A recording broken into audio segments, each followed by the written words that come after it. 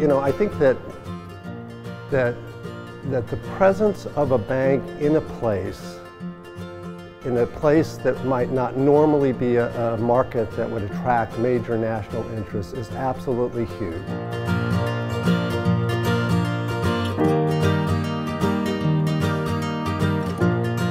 What we've seen over the years is when there's a closed up bank building, in my mind, it's almost the death of that community.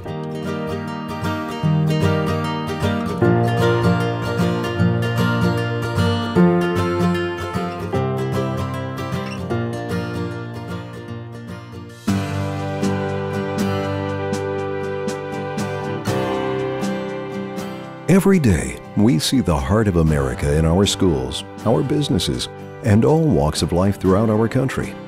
We believe in our home state, where we choose to build our lives and raise our families.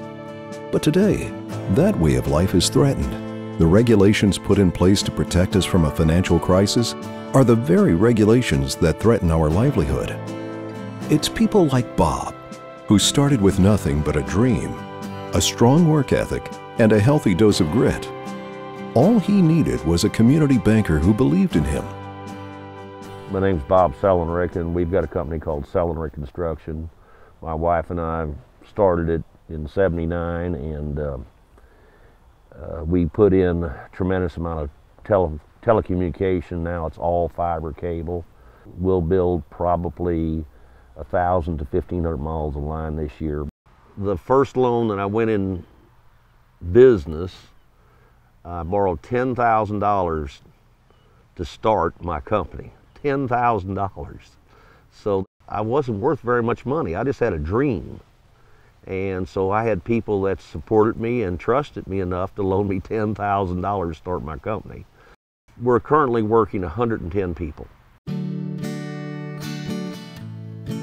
Community bankers serve the needs of entrepreneurs starting small businesses, families owning their homes, or parents sending their children to college. They help us achieve our dreams. These bankers provide uniforms for the Little League team and support their local schools.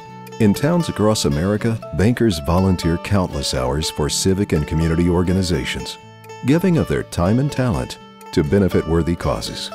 However, all this could change.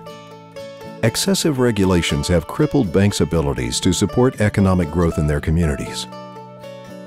If a community bank closes, the community suffers. Community banks are absolutely a critical part of a community infrastructure, and I think what's important to realize is that community banks aren't only important to small towns where they're often a lifeline, they're also of critical importance to cities like ours. We have lots of banks in this town, and in fact the volunteers that helped spearhead this project talked to 7 of them before we came to a community bank. And what made that community bank different in my mind is, first and foremost, they were engaged. They care about this community, not just as a matter of mission or altruism, but this is their market. And so to serve this market, they had to listen, they had to engage, they had to work with the particular players in this community to be responsive to this market. And the second thing, the community banks were nimble. They understood that a deal like this doesn't pencil out like a greenfield suburban office park. It is a very different structural matter financially, and they helped us think through different ways to come up with a sound banking investable proposal, but one that was structured very differently than a lot of typical development deals are fashioned. And finally, they were willing to partner. The community bank that we sat down with that helped us conceptualize the financial structure brought in another community bank, brought in a community development entity. They in turn brought in a major national bank to invest in the overall financial structure. Without that competency, that caring, that nimbleness, that engagement of the community bank, we wouldn't be standing in this place today.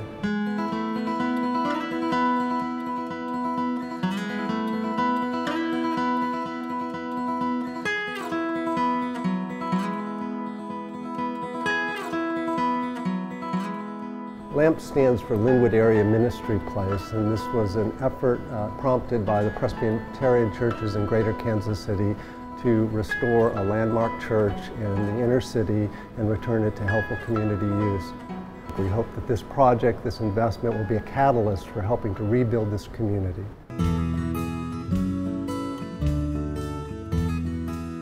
I think the banking business is a lot like our business, and you have to continue to follow all these regulatories. So what we've been able to do is expand our cost over a bigger and bigger area. These small town banks can't, so they're dealing with these large regulatory costs that it's hurting our small town banks, and at that point, if they can't cover their costs to do the regulations, then they have to sell out to a larger bank, and all we are then is a number, a little bitty building that's all controlled by somebody in a bigger area. As we were putting this project together, we talked to a number of banks, and at least 3 of them told us they could not get involved. Big national banks, big regional banks, they could not get involved because of the regulatory constructs under which they had to operate. Likewise, when we sat down with a community bank, they told us, well, we can't do this alone because we have too many regulations that don't allow us to do this alone, so we need to partner. I don't know exactly what the policy should be for big and large banks. I'm not a banker, I'm not a banking regulator. All I know is that a volunteer in the community who needs banks to do good work, the regulatory environment that was applying to all banks did not allow the big banks to do what they wanted to do and did not allow the little banks to do what they wanted to do. And so it seems to me there should be some variation in the regulatory structure that would allow different banks to meet their markets in ways that are financially sound, fiduciarily responsible, but still allow community banks to invest in communities that they serve. Small business is the backbone of our economy.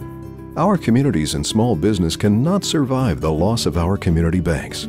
All of us, business owners, community leaders, lawmakers, and bankers, need to work together to preserve our way of life.